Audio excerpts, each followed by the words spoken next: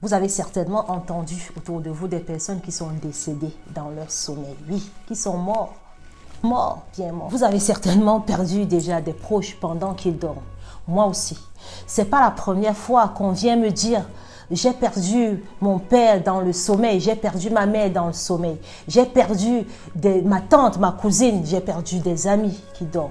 Surtout pour des personnes qui ont déjà un certain âge, ça savait être courant. Mais pourquoi les gens meurent dans le sommeil?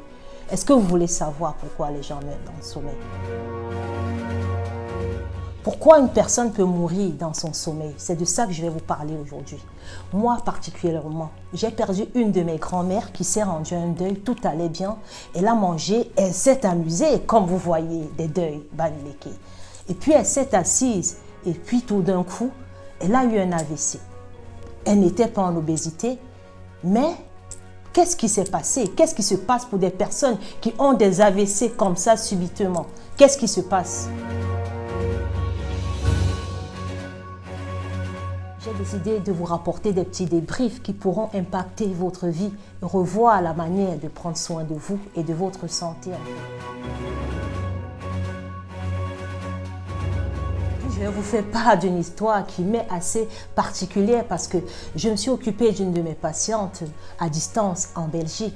Et puis, le fait que tout s'est bien passé et que la personne a pu s'en sortir de sa pathologie, dont je ne vais pas énumérer parce que ce n'est pas le sujet du jour.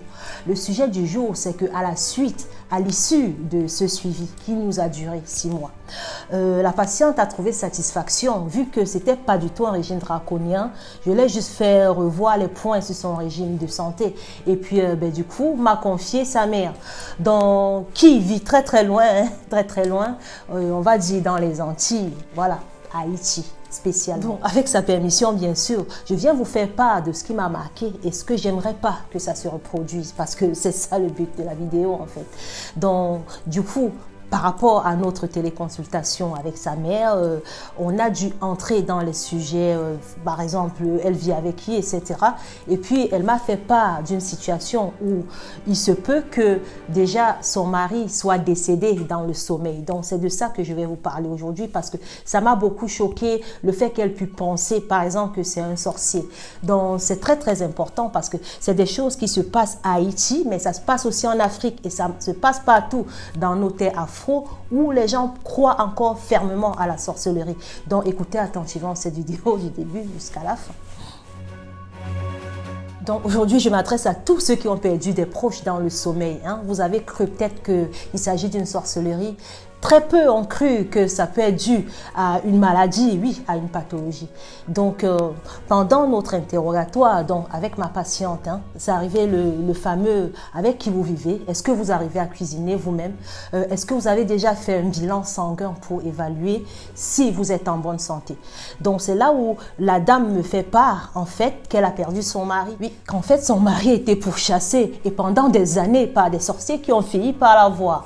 Parce que c'est une histoire où dans la religion vaudou, je ne sais pas trop, je ne vais pas rentrer là-dedans, il se peut que ça a été vu, que son mari était pourchassé. Bon, je ne vais pas rentrer dans les détails ou chercher à savoir si c'est vrai ou faux, mais je me limite aux faits en tant que scientifique. J'ai demandé si son mari souffrait d'une pathologie particulière. En fait, il était diabétique. Et j'ai demandé du repas de la veille. C'est vrai que ouais, ça fait trop demander, je m'en excuse.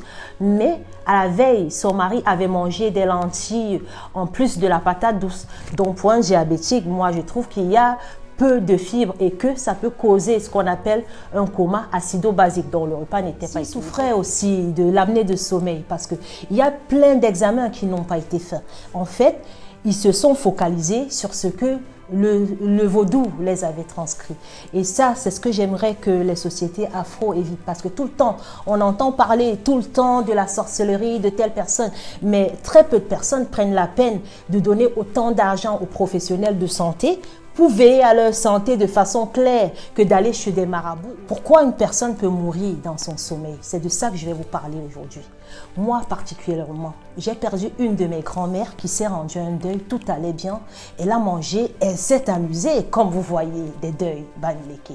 Et puis elle s'est assise, et puis tout d'un coup, elle a eu un AVC.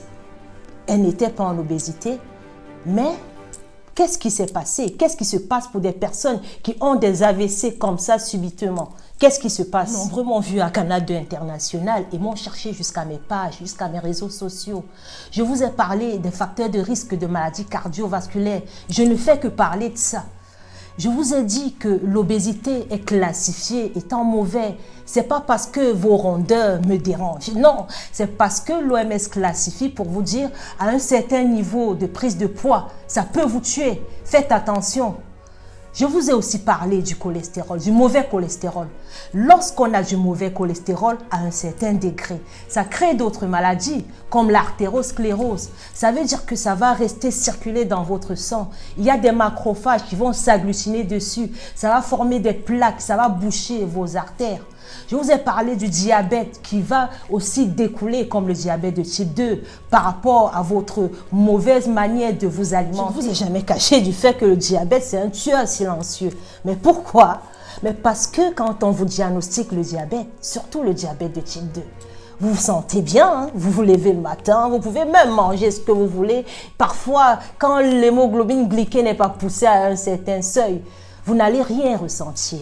Mais sachez que dans votre corps, ça vous tue.